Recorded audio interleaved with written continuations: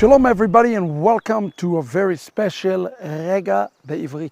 This week we are in Parashat Chukat, and in this Torah portion we are reading the very interesting and strange exchange between Israel to Edom. Now, everybody have to first of all understand that the term Edom that used again and again in rabbinical language does not necessarily refer only to a physical, but really more carefully, it's important to understand that Edom represent a spiritual force that is in the world that come to do one thing, to stop Israel from entering into the fullness of the covenant that God have with them. So if we are to understand who is Edom and why the last exile, the exile we are right now called the Galut of Edom in Rome, we really need to go back to the exchange between Edom and Israel, as we read about here in the text. In chapter 20, I would like you to pay attention to verse 14. It says, "Va'ishlach Moshe malachim mikadesh el melech Edom. Ko amar achicha Israel." Let's stop there and understand something. That Yaakov or Israel and Edom represent brothers. The two who are fighting in the wombs, they represent brothers. Judaism and Christianity represent brothers. Those are, they have the same root in many regards. But there is something very different about Edom as comparison to Israel. Notice here the strange request that Moshe is having for the king of Edom. He's sending malachim. Malachim does not mean angels, mean messengers. He's sending those messengers all the way to King Edom with a very important request. Listen to verse 15. Vayardu avotenu Mitzrayma. Our fathers went together. Yaakov is inviting, the Israel are inviting Edom to remember their joint ancestry, their joint lineage, their joint father. Benisenir, venisheb b'Mitzrayim, yamim rabim. He says, let me tell you what happened to us, your brother in Egypt, okay? Venitzak el Adonai. Again, they have the same lineage. We're crying to Adonai. Here the Malachim are giving account to Esav because Esav can relate to that. Edom can relate to that because they have the same root. But you see what happened? Listen to this. V'ine anachnu bekadesh ir katze gvulcha.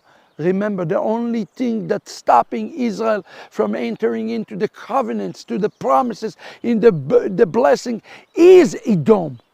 The Edom is right there in between. It's like a buffer between the land and the exile. Now, listen to the request that Moshe sent to the messengers. Verse 17.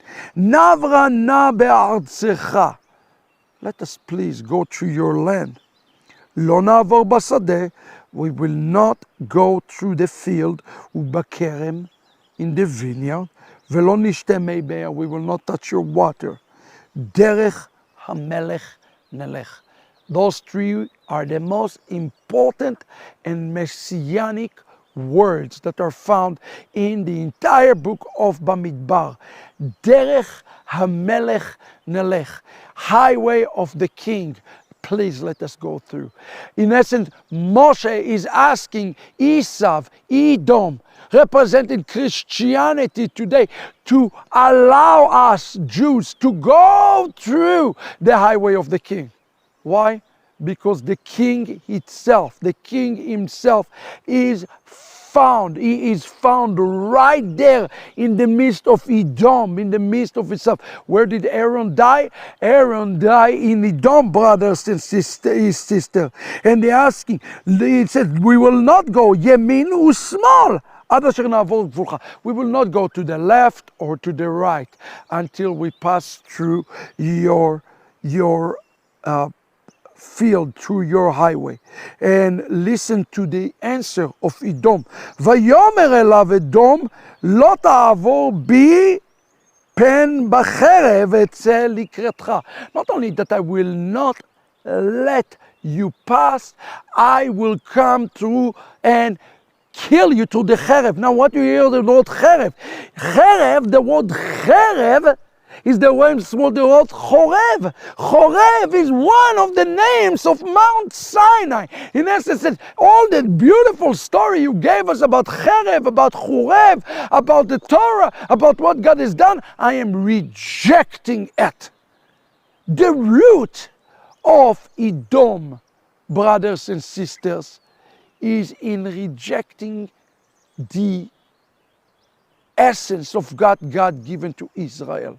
Rejection of the Torah, rejection of the roots of the faith, rejection of the fathers, and replacing those fathers with another set of fathers. We can easily see why the church is equated to Edom today, because it represents a complete rejection, brothers and sisters, of what has been given to Israel today. So not only that Edom did not allow Israel to come on in, they said, we will kill you. But the rabbi said that the sin was the sins of Moshe. Because rather than saying, let us go through, we will not touch anything, Moses should have said, let us come inside and let us fix Edom from the inside out. Our job today to do is to fix Edom from the inside out, to fix Christianity from the inside out and restore the spark of holiness. God bless you, friends. Let's fix it. This is the Regah Bivrit for this week.